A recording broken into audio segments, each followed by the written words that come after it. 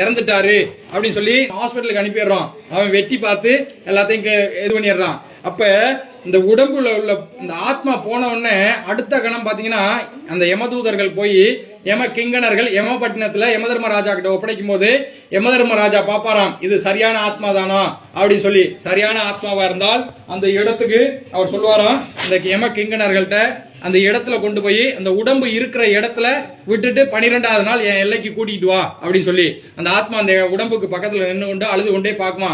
இந்த உடம்ப பார்த்து பார்த்து வளர்த்தனே, இந்த உடம்புக்குள்ள நான் உள்ளுக்க போக முடியலைன்னு சொல்லி வருத்தப்பட்டு அழுகுமா. அப்படி அழுகும் போது யார் எந்த சொந்த பந்தம் நமக்கு வந்திருக்கு, எந்த சொந்த பந்தம் நம்ம இல்லைன்னு சொல்லி அழுகுது, எந்த சொந்த பந்தம் நம்ம இல்லைன்னு சொல்லி சந்தோஷமா இருக்கு அப்படின்னு சொல்லி அந்த ஆத்மா அந்த இடத்துல நின்று கொண்டே பாக்குமா. எல்லாரும் இறந்த அன்னைக்கு எல்லாரும் வர முடியாது. யாராவது ஒருத்தர் ஒரு நாளைக்கு வருவாங்க, மறுநாள் வருவாங்க, இப்படி 16 நாள் வரைக்கும் வருவாங்க. கருமாதி செய்யற வரைக்கும் தூரத்துல இருந்து வர்றவங்க எல்லாம் வருவாங்க. அதனாலதான் அந்த ஆத்மா அந்த 12 நாள் அந்த வீட்டுல இருக்குமா. 12வது நாள் அந்த எல்லையை நோக்கி நடக்க ஆரம்பிக்குமா. இப்படி நடக்கும்போது அந்த நமக்கெல்லாம் ஒரு வருடம்ங்கிறது அவங்களுக்கு ஒரு நாள் கணக்கு. அப்ப நமக்கு ஒரு வருடம்ங்கிறது ஒரு நாளைக்கு வந்து நம்ம நடக்கக்கூடிய தூரம் எவ்வளவு தூரம் நடப்போம். ஒரு குறிப்பிட்டு நடக்கணும்னா அதான் போச்சு இல்ல. நடக்கணும் அப்படின்னா எவ்வளவு தூரம் நடப்பீங்க? கொஞ்சம் தூரம் நடந்து வந்தோம்னா ஐயா அப்பா கால் வலிக்குது அப்படிம்போம். ஆனா நம்மளுடைய ஆத்மா போனதுக்கு அப்புறம், நம்ம உடம்பை விட்டு போனதுக்கு அப்புறம் ஒரு நடக்கக்கூடிய தூரம் 247 காது தூரம் நடக்குதாம். அப்படின்னா ஒரு காதுனா 1 கிலோமீட்டர்னு அர்த்தம். இப்ப 247 கிலோமீட்டர் தூரம் நடக்கும். அப்படி நடந்து போனா தான் ஒரு நரகத்தையா கடந்து போக முடியுமா. 84 லட்சம் நரகலோகம், ஒரு ஜீவராசிக்கு ஒரு நரகமா. 84 லட்சம் ஜீவராசிகளுக்கு 84 லட்சம் நரகலோகமா. அதுல 28 நரகலோகம் மனிதர்களுக்காக படைக்கப்பட்டதாம். அந்த 28 நரகத்தை கடந்தா தான் அந்த ஆத்மா வந்து சொர்க்கத்துக்கு போகுதா நரகத்துக்கு போகுதான்னு சொல்லி அவர் நிர்ணயிப்பாரா யமதர்ம ராஜா. அப்பதான் யமபட்டினத்தை போய் சேர முடியுமா. இதை நடக்கிறதுக்கு 1 வருடங்கள் ஆகுமா. அது நடந்து போறதுக்கு. அதுக்காக தான் நம்ம வந்து அந்த வருட திதியை கண்டிப்பா செய்யணும். அந்த ஆத்மாவை கடைசியா எல்லாம் முடிச்சு அனுப்பி வைக்கணும் அப்படின்னு சொல்லி சொல்றது. அப்ப அந்த ஆத்மா நடக்கும் போது தண்ணியும் கொடுக்க மாட்டாங்களாம், சாப்பாடு கொடுக்க மாட்டாங்களாம், பசியோட போகுமா. அப்படி பசியோட போகும்போது அந்த ஆத்மா புண்ணியம் செஞ்ச ஆத்மாவா இருந்தா அழகா ராஜா மாதிரி கூட்டு போவாங்களாம். அதே ஆத்மா பாவம் செய்த ஆத்மாவா இருந்தால் இந்த ஆத்மாவை அடிச்சு இழுத்துட்டு போவாங்களாம். அந்தந்த நரகத்துல அந்தந்த தண்டனையை கொடுத்து அனுப்பி போவாங்களாம். இன்னைக்கெல்லாம் நமக்கு வந்து படமா எடுத்துட்டு அதெல்லாம் நம்ம பார்க்கும்போது தெரியுது இந்த நரகத்துல என்ன தண்டனை, இந்த இதுன்னு இந்த அந்நியன் படம் இதெல்லாம் பார்த்துருந்தீங்கன்னா தெரியும். அந்த மாதிரி அதெல்லாம் வந்து அப்படி இல்லைன்னா நீங்க கருட புராணம் சொல்லக்கூடிய புராணத்தை படிச்சீங்கன்னாலும் உங்களுக்கு தெரியும். அப்ப அந்த ஆத்மா பசியோட போகும்போது அந்த ஆத்மாக்கு சாப்பாடு கொடுக்கறது எங்க அப்படின்னு பாத்தீங்கன்னா நம்ம தான் கொடுக்கணுமா. மாதத்தில் ஒரு தடவை அவங்களுடைய திதி வரும், தசமி திதி. இப்ப ஐயாவோட எடுத்துக்கிட்டீங்கன்னா, உங்க அப்பாவோட எடுத்துக்கிட்டீங்கன்னா இந்த தசமி திதி வரும். அந்த மாதம் அந்த தேய்பிரை தசமின்னு சொல்லக்கூடியது. அந்த தேய்பிரை தசமி அன்னைக்கு 2 திதி வரும். வளர்பிரையிலையும் தசமி வரும், தேய்பிரையிலையும் வரும். தேய்பிரையில இறந்தவங்களுக்கு தேய்பிரையில தான் செய்யணும். அப்ப அந்த ஆத்மா அந்த வீட்டை நோக்கி வருமா. அவுத்து விட்டுருவாங்களா, இன்னைக்கு உனக்கு ரிலீஸ் பண்றோம், உன் வீட்டுல போய் சாப்பாடு கொடுப்பாங்க, சாப்பிட்டு வாங்க. இப்ப ஜெயில எல்லாம் இருந்தாங்கன்னா பரவாயில்ல விடுறாங்கல்ல, அந்த மாதிரி அதை அவுத்து விட்டுருவாங்களா. அந்த ஆத்மா அந்த வீட்டை நோக்கி உடியாருமா. அடுத்த கணம் அந்த வீட்டுக்கு வருமா, பசியோட வருமா. வரும்போது நம்ம ஒரு நேரம் சாப்பிடலாம் கூட நமக்கு ரொம்ப பசியா இருக்குது. அந்த ஆத்மா ஒரு திதி வரைக்கும் சாப்பிடாம இருக்குமா. அப்ப அந்த இடத்தை நோக்கி அந்த ஆத்மா வரும்போது நம்ம இந்த மாதிரி சோறு உருண்டை பிடிச்சிங்கல்ல, அந்த மாதிரி பிடிச்சு வீட்டு வாசல்ல வச்சு சூரிய பவனை பார்த்து வணங்கும் போது அந்த ஆத்மா அந்த உருண்டையில் உள்ள சத்துக்களை உறிஞ்சி எடுத்துக்கொண்டு அந்த வீட்டிலே இருந்துட்டு திருப்பி போகுமா. அன்னைக்கு ஒரு நாள் அந்த வீட்டுல இருந்துட்டு திருப்பி போகுமா. எந்த இடத்துல இருந்து வந்துச்சோ அந்த இடத்துக்கு போயிருமா. இப்ப கோலம்பூர்ல இருந்தா கோலம்பூர், அந்த மாதிரி ஒரு இடம் எங்க இருந்து வந்ததோ அந்த இடத்துக்கு போயிருமா. போன உடனே அங்கே உள்ள யம கிங்கணர்கள் கேட்பாங்க, அன்னைக்கு நீ வீட்டுக்கு போனியே உன் பிள்ளைங்க என்ன கொடுத்தாங்க, உன் சொந்த பந்தம் உனக்கு என்ன கொடுத்துச்சு அப்படின்னு. அந்த ஆத்மா சொல்லுமா, நான் வீட்டுக்கு போனேன், எல்லாமே கொடுத்தாங்க, அடுத்த திதி வரைக்கும் எனக்கு போதும், அடுத்த மாசிகத்து வரைக்கும் எனக்கு போதும் அப்படின்னு சொல்லி அந்த ஆத்மா சொல்லுமா.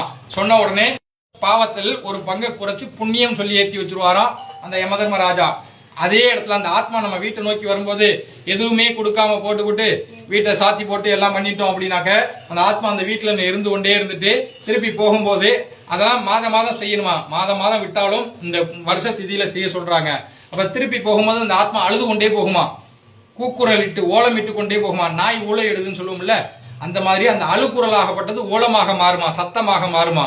அழுது கொண்டே போகும்போது சொல்லிக்கிட்டே போகுமா அந்த ஆத்மா. போகும்போது நான் உயிரோடு இருக்கும்போது சொத்து சேர்த்து வச்சேன், சொந்தம் சேர்த்து வச்சேன், எல்லாம் சேர்த்து வச்சேன், ஆனா எனக்கு இப்ப இறந்ததுக்கு அப்புறம் ஒரு பிடி சாதம் கொடுக்க ஆள் இல்லையே அப்படின்னு சொல்லி அழுது கொண்டே போகுமா அந்த ஆத்மா பசியோட.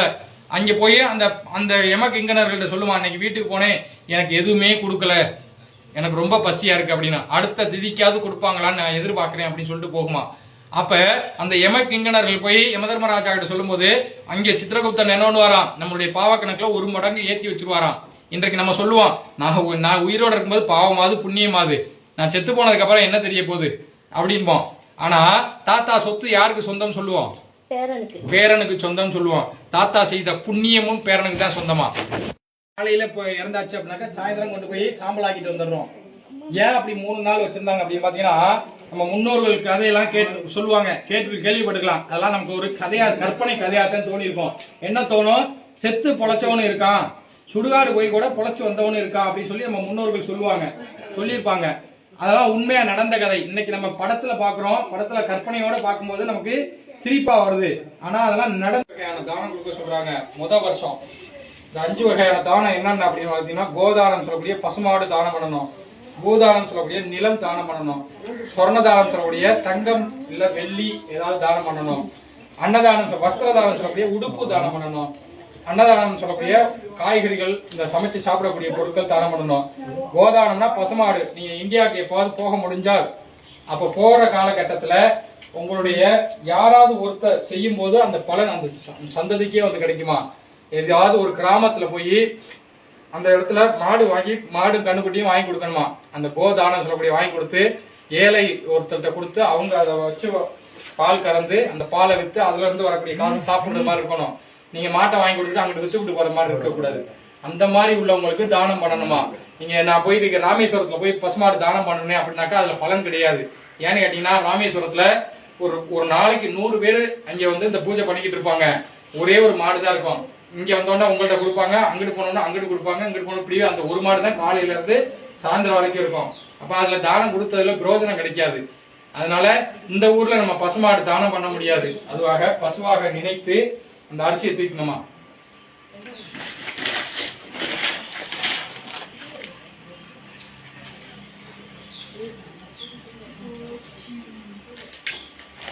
சமமா பிடிச்சிக்கணும், கொஞ்சம் நோக்கி வச்சுக்கணும், அவரை கொடுத்துருக்கணும் வச்சுக்கங்க, நல்லா பிடிச்சிக்கங்க. அவரை பிரார்த்தனை பண்ணிட்டு உங்க வீட்டுக்காரர் நீங்க எப்படி கூப்பிடுவீங்களோ அந்த மாதிரி சொல்லி, நான் உங்களுக்கு பசுமாடு தானம் பண்றேன் அப்படின்னு சொல்லி அவர் கையில கொடுத்துருங்க. ஸ்ரீ மகா ஆத்ம சுபாயுக ஆத்மூர்த்தனே விசேஷதகா மகாபுத்திரே தான பூஜாச்ச விசேஷதகா கோதானம் சமர்ப்பயாமி. மறுபடியும் வாங்கி அந்த இலையில வச்சிருவாங்க நீங்க.